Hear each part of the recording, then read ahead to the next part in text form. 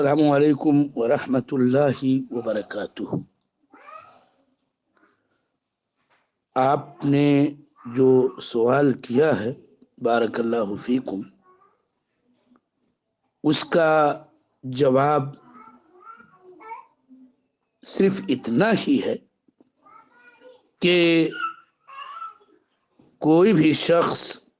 کسی سبب سے کسی ملحد، دہریہ، ناستک کی بات سن کر یا خود دہریت، زندیقیت اور الحاد کا شکار ہو کر اللہ کا انکار کرے یا شک کرے یا قرآن کے بارے میں یا دین اسلام کے کسی بھی اصولی بات کا انکار کرے یا اس میں شک کرے، اس کا حکم یہ ہے کہ وہ دائرے اسلام سے خارج ہے، اس لیے کہ وہ اللہ تعالی کی آیات اور رسول پاک صلی اللہ علیہ وسلم کی احادیث مبارکہ کا مکذب اور اس کا منکر، جھٹلانے والا اور انکار کرنے والا ہے۔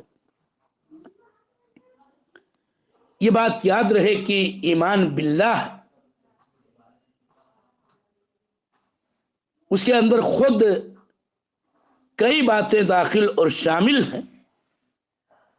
تب اس ایمان کو ایمان باللہ کہتے ہیں۔ اس میں 4 باتوں پر ایمان لانے کا نام ہی ایمان باللہ ہوتا ہے، جس میں سب سے پہلی اہم بات یہ ہے کہ اللہ تعالی کے وجود پر ایمان لایا جائے اور اللہ تعالی کی ہستی، اس کے وجود کے دلائل کتاب و سنت میں تو بکثرت ہیں ہی،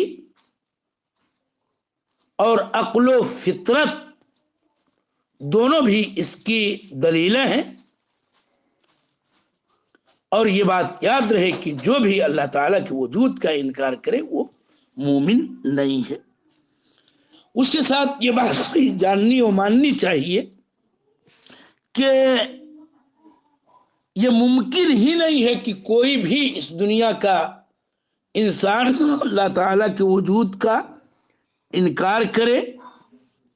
خواہ وہ اپنے نہا خانہ دل میں صحیح اللہ تعالیٰ کے وجود کا وہ معترف اور مقرر ہوتا ہی ہوتا ہے۔ حتیٰ کہ فرعون کہ جس نے اپنے بارے میں ربوبیت کا دعویٰ انا ربکم الاعلی کہہ کے کیا ہے، قرآن میں دلائل موجود ہے کہ وہ خود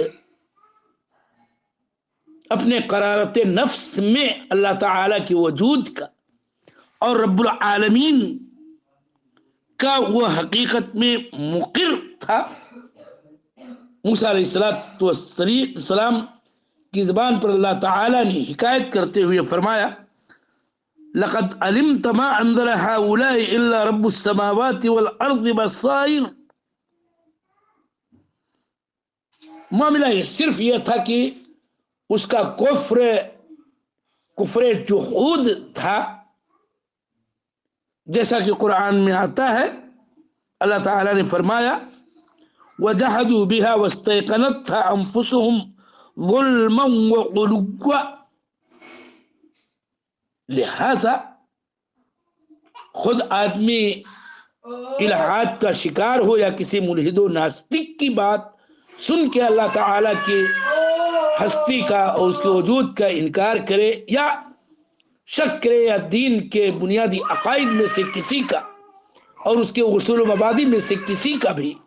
انکار کرے یا اس میں شک کرے، وہ مومن نہیں ہے بلکہ کافر ہے، اس لیے کہ قول لا الہ الا اللہ کے جو شرائط سبعہ اس میں سے ایک یقین بھی ہے جو شک کے منافی ہوتا ہے، اور اس میں شک تک نہیں ہونا چاہیے۔ میں سمجھتا ہوں کہ اس قدر گفتگو آپ کے سوال کے جواب کے طور پر کافی ہوگی۔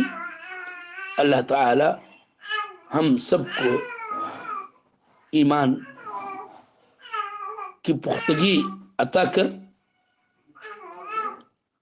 اللہ تعالی جب تک زندہ رکھ ایمان پر زندہ رکھ، خاتمہ ہو تو ایمان و توحید پر ہو۔ وصلی اللہ علی نبی وسلم۔